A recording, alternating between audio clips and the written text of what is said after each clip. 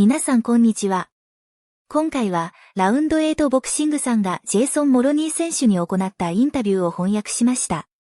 ラウンド8ボクシングさんはイギリスのインタビュアーで様々なボクシング関係者に直接インタビューを行っています。今回の動画では前回のタイトルを失った武居由樹選手との試合や日本のボクシング、そして復帰戦となる那須川天心選手について話しています。それでは早速見ていきましょう。Jason, let's start with the last fight. So start on the low, obviously losing out in Japan, losing your world title. Just talk to me about the emotion. I'm assuming losing doesn't get any easier. Nah, we shouldn't have to talk about that one, mate. Yeah, it was a shocker. Obviously, a massive opportunity, and it was a bit of a dream come true to get a big fight like that in Japan.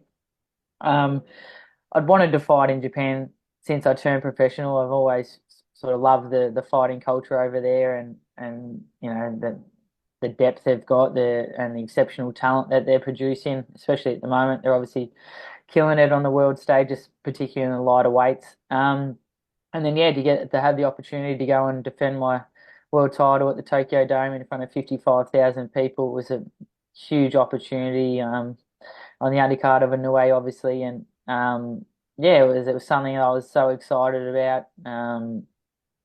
It was just one of those ones that I did not perform anywhere near my best. I had a great training camp, brought out some really good sparring partners from Japan out to Australia to help me prepare, and just didn't perform on the night, didn't get it right. Took too long to get going and sort of make the adjustments, and didn't really get in my groove at all. And obviously I lost a points decision. Had a really good last round, but left it too late, and lost my world title, which really hurt. Obviously, every fighter dreams of becoming a world champion, and once you got it, it's amazing. But once you lose it, it really hurt. And it was a tough sort of second half of the year. Obviously, that was in May, and then went the rest of the following 6 months without a fight, which really sucks. It's hard as a fighter, especially like myself, that's always in the gym and wanting to keep getting better and stay active and keep moving and make the most of my career. That was a tough one. So just sort of sitting back and well, not sitting back. I was still working really hard and trying to create opportunities and make something happen. And went over to Japan again in September and had a bit of a training camp over there, and helped a friend of mine who was my sparring partner prepare for his fight with Takuma Inoue, and he was successful and won the world title. So that was a great trip, and really felt like I got a lot out of that trip.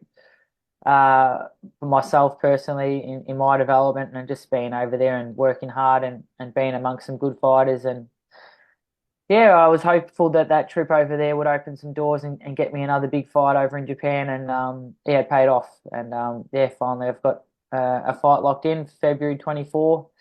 And now sights firmly set on that, and working extremely hard to make sure I get it right this time.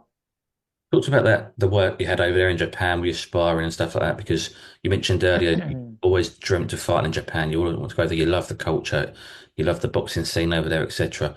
So obviously it wasn't the best memory when you fought out there, but then to go back and have some successful camps and sparring. Obviously, friend of yours won his world title fight there.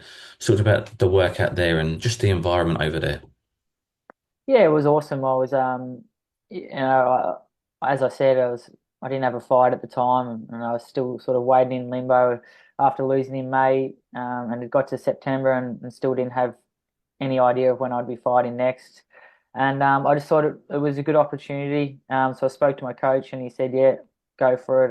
So I reached out to Seiya Satsumi, who was fighting Takuma Inoue, and I just said, "Look, I'd love to return the favor if you'd like me to come over and train with you and help you prepare for your world title fight."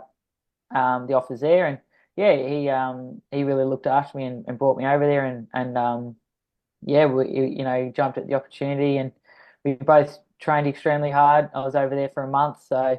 モロニー選手のインスタグラムには日本でのトレーニング風景が投稿されています。こちらの動画はモロニー選手が寺中特殊部隊でトレーニングを行う様子が映されています。寺中特殊部隊、スポーツ部という名前で YouTube に動画を投稿しており、元世界王者の京口紘人選手や他のボクサーたちのトレーニングも見ることができます。こうした練習がモロニー選手にとって非常に新鮮で、良い刺激になったのでしょう。Yeah, we put in a lot of hard work, got some really great rounds in together. Obviously it helped him out and I was over there as his sparring partner, but I was just over there trying to be a sponge and absorb as much as I could and pick up anything I could and try and improve as much as I can for myself. Obviously something they're doing is working. They've got so many champions at the moment in the lighter weights, particularly at bantamweight with the 4 champions currently. So yeah, wanted to get over there and get amongst it and see what they were doing and see where I can improve. And yeah, it's just great work over there. I think they really train hard. I can only speak for the guys that I was training with, but from what I've seen, it's it's a very common thing in Japan. They got strong work ethic like myself. So Seiya Satsumi that I was training with every day, he trains as hard as anyone I've ever seen, and I was just alongside him, jumping in on every session and watching what he does, and obviously putting myself through the paces and getting myself ready because I'm not one that wants to just sit back when I don't have a fight and wait for an opportunity. I want to keep getting better and try and create opportunities if I can. And I think being over there for the months really helped me and got some great sparring in. Obviously went to the fights, even the local smaller shows at the Crokin Hall and stuff like that. It was awesome just to get amongst that and see what they're doing in Japan. And they've got so much depth and so much talent over there at the moment. It's just amazing to see.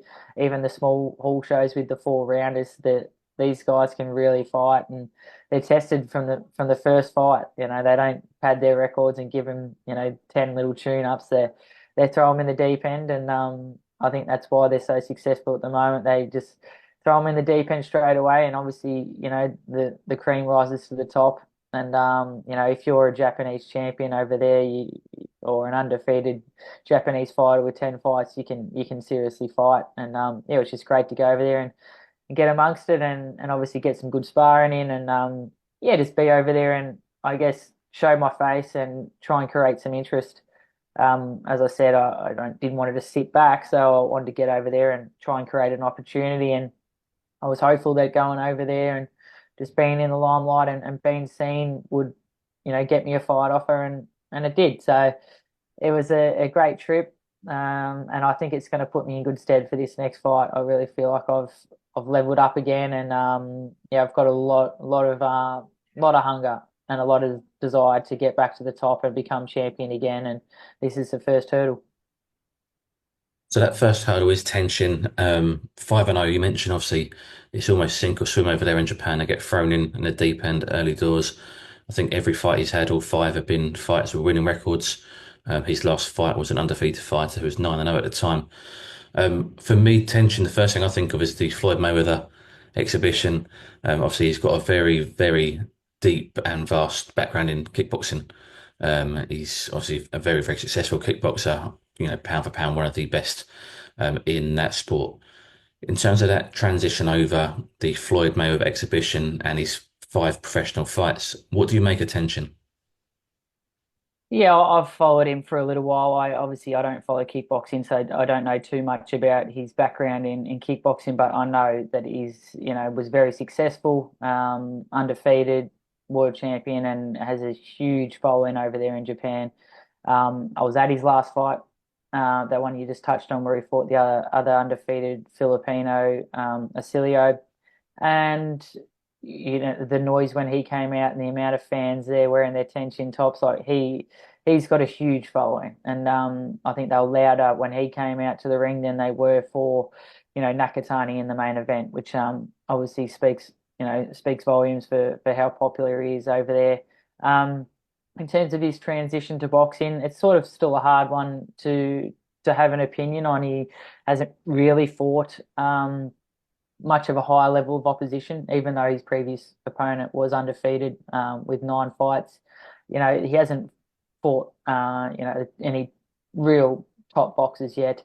But obviously, as I said, they throw him in the deep end and they're obviously trying to progress and move Tenshin fairly fast, considering he's only had 5 fights and they're putting him in against me, a former world champion. So they obviously believe in him and believe that he's the real deal. And yeah, this is the test for him to find out, and it's up to me to upset and tear up the script and show him that he's not quite ready for this level. And yeah, I'm really confident about this fight. I feel great about it. You know, I obviously didn't perform very well in my last fight, and you know, a lot of people over there are probably speculating that perhaps I'm not very good with southpaws and things like that. But no, I think that last fight and going through that experience has really helped me. And you know, since that fight, I've obviously known that there's things and areas I need to work on, and I've done a lot of work with southpaws and just kept drilling over it and trying to improve on that area and get better. And yeah, I'm feeling so much better this time round. And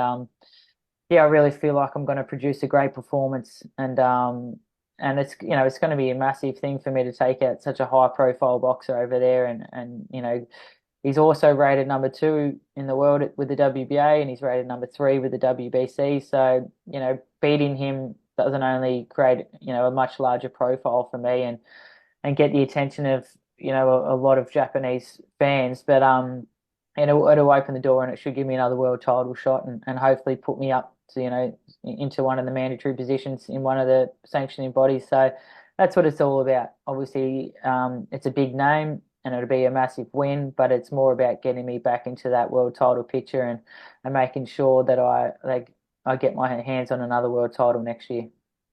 こちらは今年の11月にボクシングシーンに掲載されたモロニー選手が那須川選手について語ったインタビューです。モロニー選手は次のように語っています。具体的なオファーはまだないけど、その話はしているよ。彼はランキング全体でもかなり高く評価されているからね。確かに理にかなった試合だと思うし、私としてもぜひやりたい試合だよ。来年その試合が提示されるかどうか待ってみないとね。彼との試合はとてもワクワクするよ。先月私が観戦したショーで彼が試合をしていたんだけど、彼は向こうではものすごく人気があるんだ。彼のような選手に勝てれば、日本での私自身のプロフィールやキャリアにとって非常に大きなプラスになると思う。試合の際の観客の声援もメインイベントの中谷潤人より彼の方が大きかったように感じたよ。それほど彼は圧倒的な人気を誇っているんだ。そんな選手に勝てば自分にとっても大きなことだ。ただ、彼はまだチャンピオンではないから、もし彼がチャンピオンになった時に試合ができたらいいね。と、那須川選手との対戦に興味を示していました。この試合に勝つことができれば、モロニー選手の日本での知名度や人気を大きく広げることができ、モロニー選手にとっても大きなメリットがありますね。I wasn't shocked to see Tenshin take the fight. He's a fighter, and as we mentioned, of his kickboxing background, we know how good he was in that field. Were you shocked that his team accepted this fight with yourselves or offered you the fight, considering, you know, you're a world champion in just your last fight? A little bit, yeah. Like I said, I know what it's like in Japan, and I really respect it. They don't pad the records. They as I said again, they throw them in the deep end and they find out how good they are. And so in that sense, I wasn't. I thought that this fight might come. There's been whispers of this fight eventuating, but I wasn't sure when it would happen. And I thought he probably didn't have produced the greatest of performance in his last fight. When he stepped up a bit and fought Acilio, who was undefeated. And then I thought maybe they will hold off just a touch and give him another, you know, I guess, progression fight where he can take a bit of a smaller step up and see how he goes there. But yeah, as I said, they obviously believe in him and they think he's a real deal. So they've obviously just rolled the dice and they want to see how he goes against me. You know, I think there's always that comparison with him and Takai, my last opponent, because they both come from that kickboxing background. So, you know, I guess they think, hey, if Takai can beat him, then they think Tenshin can beat me. But yeah, as I said, I'm here to tear up the script and make sure that doesn't happen. And yeah, they've picked the wrong person, and I've really improved since my last fight, and yeah, can't wait to show that. Now, I don't want to dwell too much on the Takai fight, but obviously it wasn't your best performance. But do you think that's almost a blessing in disguise? Do you think that you would have got this fight now without that performance?